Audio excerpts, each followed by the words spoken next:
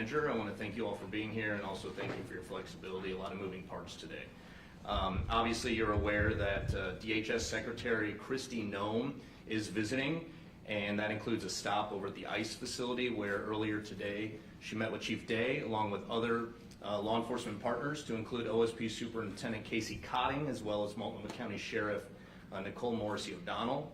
Late this afternoon, Chief accepted a second meeting with her at the ICE facility alongside Mayor Keith Wilson. You'll be hearing from his office shortly via email. Obviously, a lot of public interest about her visit and these meetings, and so we wanted to provide a little context for you. And with that, I'll turn it over to Chief Day. Thanks, Mike. Appreciate it. I get asked almost every day why I came out of retirement for this job, and I will tell you this is one of those days where I ask myself the same thing. It has been quite an experience and an opportunity to fulfill this role on behalf of the City of Portland and the Portland Police Bureau, and representing the brave men and women of the Portland Police Bureau who are once again stretched so thin today as we try to manage overall safety and security for all of Portlanders. I'm grateful for the opportunity to have met with the Secretary today. Appreciate having lines of communication. The meeting also included several federal law enforcement officers as well. And I believe that communication is the first step to resolving our differences. That without communication, we can't learn on ways to move from our protect state to a level of expansion and maybe evolving into a new way of thinking, a new way of believing. And so I will always accept those opportunities regardless of our opinions or backgrounds or beliefs. So I want to thank the Secretary for that time today. We anticipate there may be some more public order events throughout the course of the day. I've been told that we've made one arrest today down near South Waterfront of somebody that was causing a disturbance. I don't know that it was directly related to the South Waterfront event or if it was separate from, but I do know we made one arrest in the area. And I also want to extend a heartfelt thank you to the numerous other agencies that are supporting us today. We have a number of outside agencies that are supporting us from the Tri-County area. And it's not only important to thank them, but I'm also important to recognize what that represents. And that represents a regional response towards public safety that I'm very proud of. We've been working on that for the last couple of years, and to have numerous chiefs and sheriffs reach out and say, hey, how can we help? Should give great encouragement to not just Portlanders, but really to the region as a whole as we work together to really provide an environment of safety and security. So with that, I will try to answer a few questions. Hi, Ariel Yakubazi with Point 6. Good to see you, Chief Day. I'm just curious about what the tone of that meeting was today. I know that it's been much anticipated, especially since you kind of last minute decided to show up. So how did that go? What are the steps moving forward? What was the tone of the meeting? Yeah, I would say that, you know, there's clearly some differences of opinion. If anybody's been paying attention to the national conversation, I wouldn't say that we're all in alignment and agreement on every point. But I can say that, you know, we continue to be professionals and we continue to strive for a shared value of safety. The Secretary obviously and understandably is very concerned for the safety of her employees, her officers, as well as, you know, the building itself and the ability for it to function. So we really try to look for ways and solutions that might allow us to reduce some of the conflict and the dissidence down there in a way that's, you know, primarily for the safety of all. Victor Park with K2 here. So those conversations with her, both of you were at the ICE facility, and what did she see? Because obviously she may have seen videos. What did she see when she was there? Did she address any of that to you? No, you'd have to ask her specifically what she saw. I mean, we have the area right now, as we would do traditionally for any dignitary visit, we have the area cordoned off. So there are people, I've been down there a couple times now, there are some people on Macadam and some of the other side streets, but in regards to what, you know, she's actually has seen or been made aware of, I'm not sure. Michaela Armstrong, KPTV. Other outlets and conservative influencers mentioned you looked defeated after the meeting. What's your response to that? I'm 57 years old and I haven't been getting a lot of sleep lately.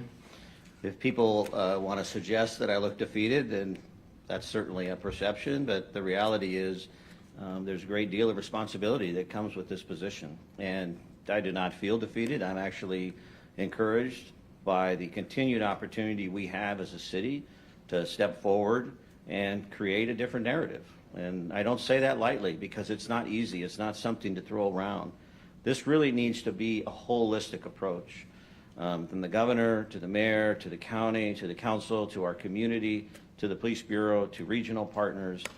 This really is our time to stand together, and to do that we're going to have to give a little bit. We're going to have to give a little bit. This attitude of certainty that is binary conversation will not move us forward. The only way that's going to happen is when each of us focus on that shared value of safety and then look for ways to try and find a way to meet in some particular context to make that successful. Zane and then Anna. One quick clarifying thing and then my main question is Mike had said that obviously you had an initial meeting with the secretary, with OSP superintendent and the Multnomah County Sheriff, but you had or are having a meeting with Mayor Wilson and the secretary? Or? Mayor Wilson and I just left the secretary like 15 minutes ago. Okay. Yeah. And then the main question is, you know, one of the partners in that meeting was Federal Protective Service, and you have repeatedly communicated with them, especially since these protests began. And you have conveyed that the Bureau has been able to handle the incidents that are happening at the facility. And again, I wasn't in the building, but the people who were with the secretary, you know, she is saying that I'm going to get you more help, referring to her, to the federal law enforcement there. You know, where is the dissonance there that you feel that they feel like they need more help, that you feel, you know, you're able to handle what's happening? Yeah, so I look at it really from a more holistic point of view, going all the way back to when we first started having disturbances there. And there's no doubt that, particularly in the month of June, significant amount of damage committed against the building and a variety of assaults were committed, and the Portland Police Bureau was engaged and we made a number of arrests. Over the past few months, there's been a significant decrease in that violent activity, which we have focused on. To say that there has been no crime would not be accurate. There are always, you know, potential for different types of crime. Ours is focused on violence and vandalism. As I explained to the secretary today, you know, we're managing an entire city here, and so we prioritize to the best of our ability the resources we have to meet those demands. And frankly, we need more. We need more. And not only do we need more police officers, but we need other areas to support to deal with crime. I think the dissidence is that, you know, certainly over the last 10 days, the energy level has gone up. The amount of conflicting points of view have increased greatly. And this has created an environment that's equally, if not more challenging for us because of the dynamics in the crowd, not just intent against, you know, what was originally the conversation of protest, which was immigration. Chief, were you able to talk to the secretary at all about the impact that the administration's statements have made on what's going on down there?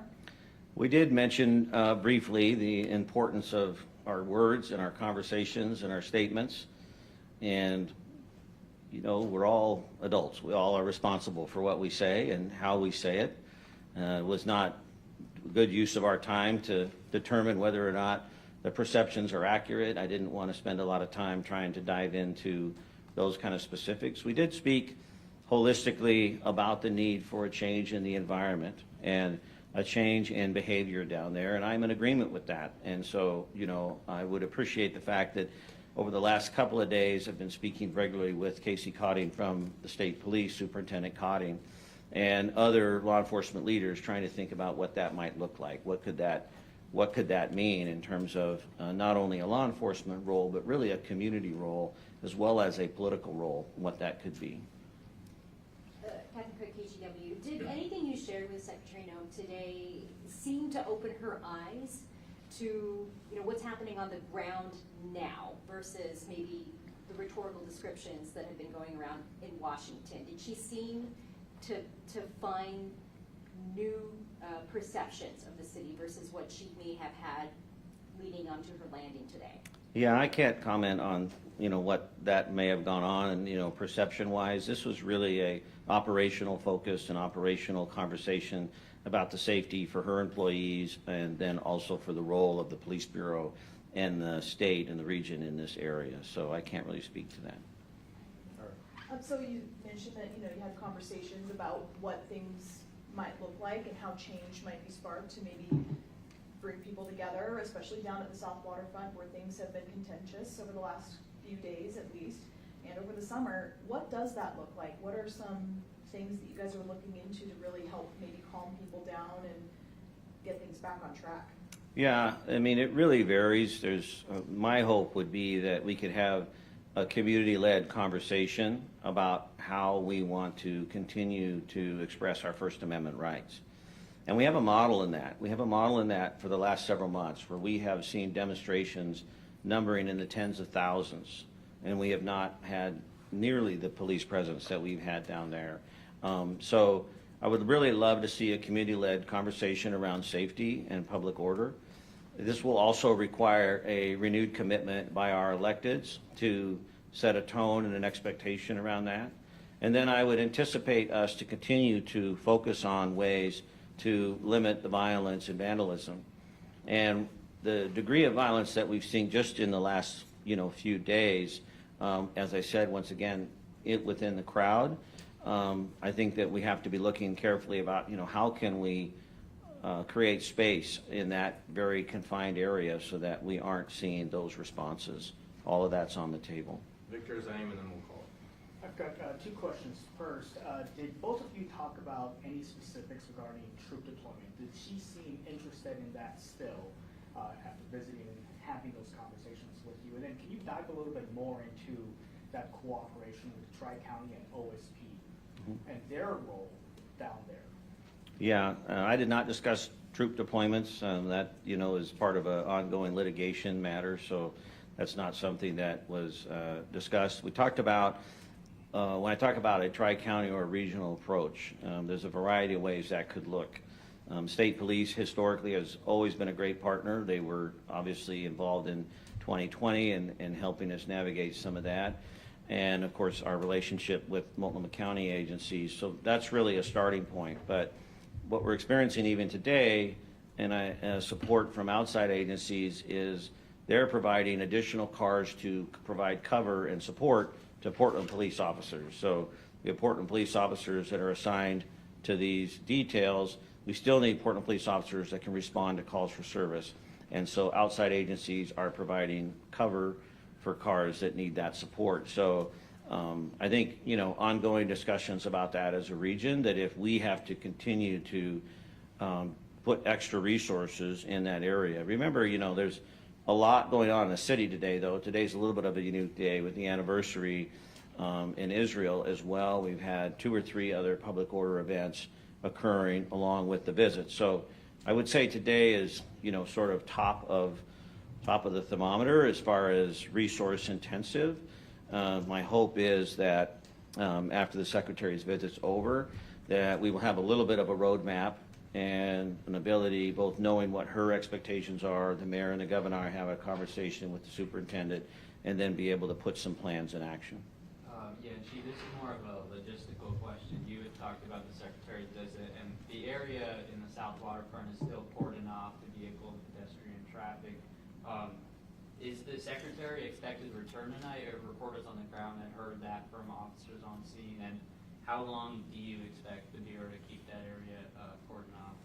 All of that's operational, Zane. I can't comment on it. I'm not aware of the Secretary's intent in that regard, but I certainly can't comment on it, and she can change that at a moment's notice.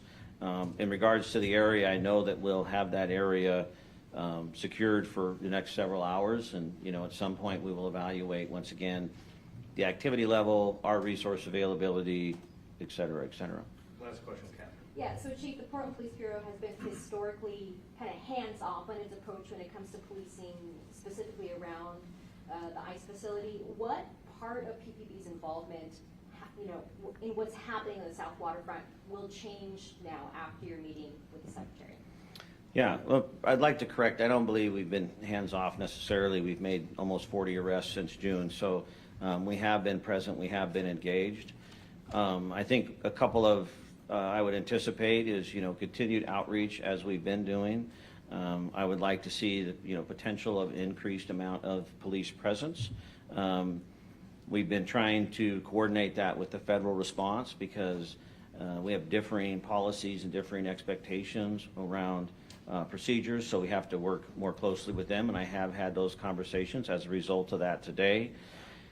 And then I think we have to look at, the space itself and the uniqueness of that location and really prioritize safety first, and then from there look at all of the other components, whether it be free speech, whether it be ingress and egress from the facility, whether it be traffic patterns or whatever it might be. We're going to be driven by a key desire and value that we have a responsibility to provide that safety for everyone in the South Waterfront. Yep. Thanks, Chief. Thank you very much.